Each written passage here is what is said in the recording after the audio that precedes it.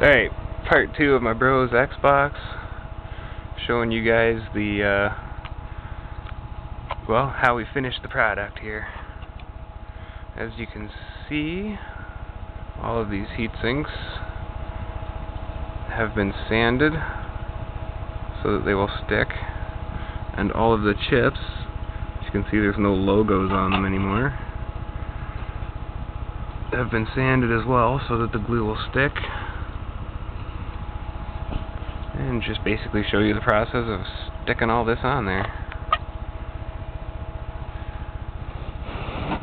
Just level it out so it doesn't run on me. And basically just pull it up in the middle. Where's the blue one? There we go. Stack it on. Hair in it. As long as you sand both sides, these should never come off. And don't try and pull them off, because usually it pulls the chip off with it. So if you're gonna heat sink stuff like this, make sure you get the placement right the first time, because usually there's no second chances.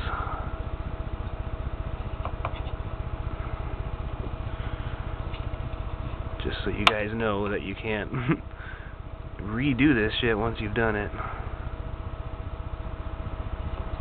Because yeah, chances are that heat sink's coming off with the chip. Where's that V-notch? They've all been custom cut. This one has a V-notch in it for the capacitor there.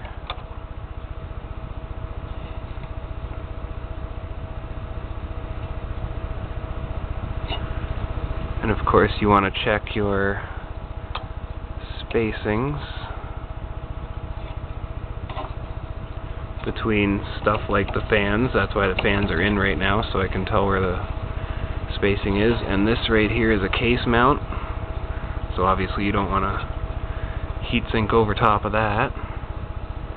And the fat one goes on this power rail here. The only reason we're doing these 3 power rails and not all of them is because on the back of the board, these 3 are tanned on the bottom of the board, which is like a heat sign, and the rest of them basically look fine. So just going to heat sink these 3 and leave the rest of them stock. That's on there nice and good. One more black one, and then we move on to the RAM. And like I said in the first video, we put heat pads between the 2 chips under this heatsink so they actually touch. And of course the bottom ones underneath have 4 stock pads that touch the case.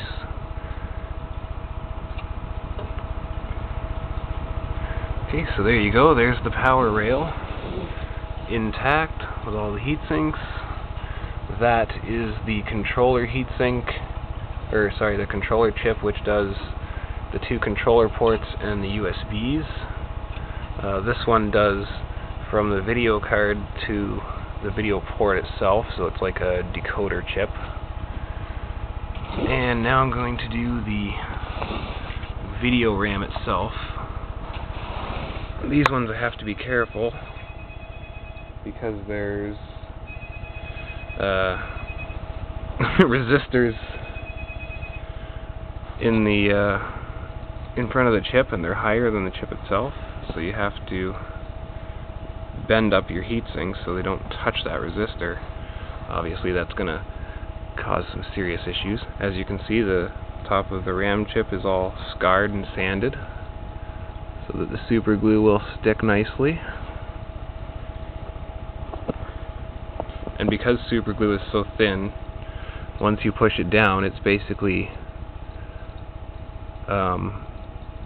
like a surface-to-surface contact, so you don't have to worry about like really the heat transfer properties of the glue, because it's so damn close it's going to transfer anyway.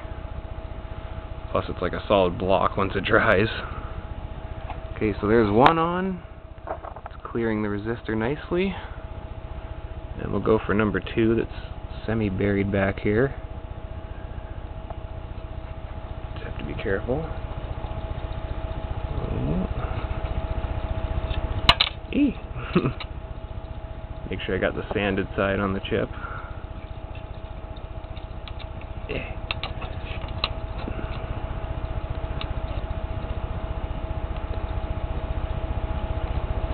There we are. Just stick that down. As you can see, the chip sticks out a little bit under the sides. I'm not really worried. As long as it transfers some heat away from the RAM chips, it should improve performance, or at least stability. And there you go, there's the finished product. Takes maybe an hour or 2 of prep work, like cutting and sanding the heat sinks, making sure they don't block off your mount spots or anything like that. Then some super glue, and away you go with a nice cold Xbox. And we'll fire it up and see how it goes.